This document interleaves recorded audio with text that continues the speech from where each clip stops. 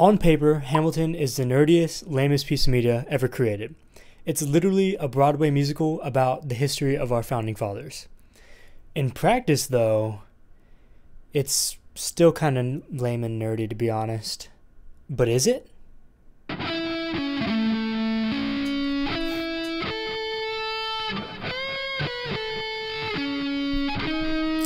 So Hamilton was written by the one and only Lin-Manuel Miranda. If you don't know who that is, you most definitely know something that he's worked on. He's basically a modern day genius. He's insane. He apparently came up with the idea for Hamilton while reading this book by Ron Chernow. Quick fact about this book. On the very second page of this book, it talks about Hamilton's wife, Eliza, and the way she would look at this bust that she had of Hamilton after he had passed. Quote, "For the old lady always paused before it in her tour of the rooms, and leaning on her cane gazed and gazed, as if she could never be satisfied." That's a song from the musical. It's just crazy to think about Lin-Manuel Miranda reading the book and just like...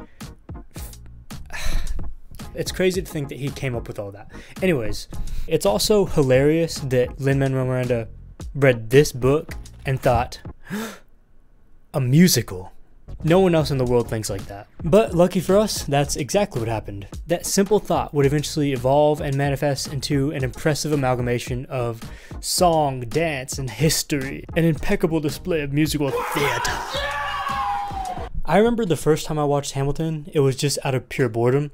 I didn't really have anything to do one day, so I thought I'd just watch it on Disney+. By halfway through the first song, I was hooked. It starts off with this opening number that basically introduces Hamilton as a character, and it's fucking awesome. It tells us everything we need to know about the guy.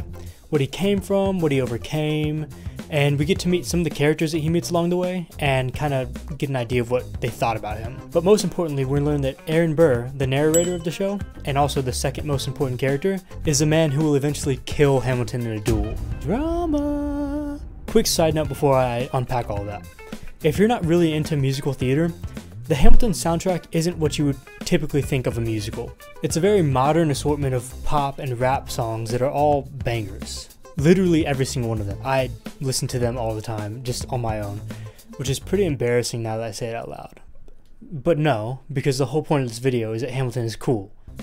Anyways, the dynamic between Hamilton and Burr is one of the most intriguing things about the show. It's almost as if some weird form of fate just keeps their lives intertwined throughout the musical. We as the audience, knowing what we know, can only watch as the tension grows and it's slowly unveiled how Hamilton's first friend, literally the first person he meets in the musical, becomes his sworn enemy and killer. It feels weird to call Burr the bad guy though, because through the musical we get to see his perspective a lot. And he's kind of just some guy with his own problems who just has different ideals than Hamilton. Basically, throughout the story, we get to see these two men as they fight through the Revolutionary War and then all the politics and drama that come after that once America's been founded. Besides the two main characters, we get a plethora of awesome side characters. You got the Schuyler sisters, Thomas Jefferson, George fucking Washington, Jonathan Groff as King George.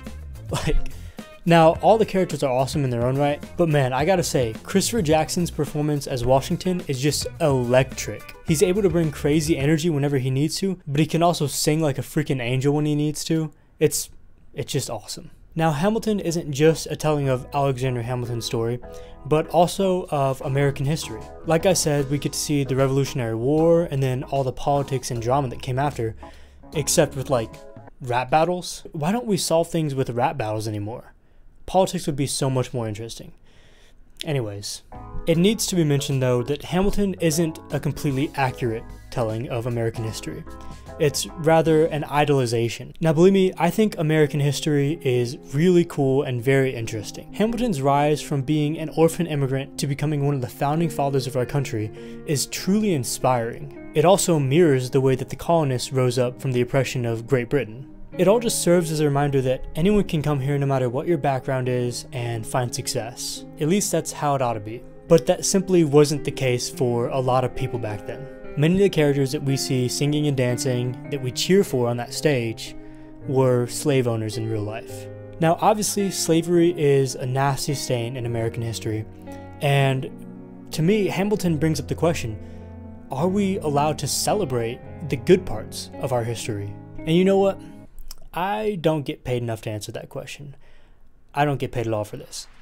But I encourage you to have an open discussion in the comments. Just remember to keep it civil. Everyone's entitled to their opinions. And yeah, I hope that maybe there can be some friendly discourse. But anyways, guys, thank you for watching. If I brought you around to watching Hamilton, let me know what you think of it.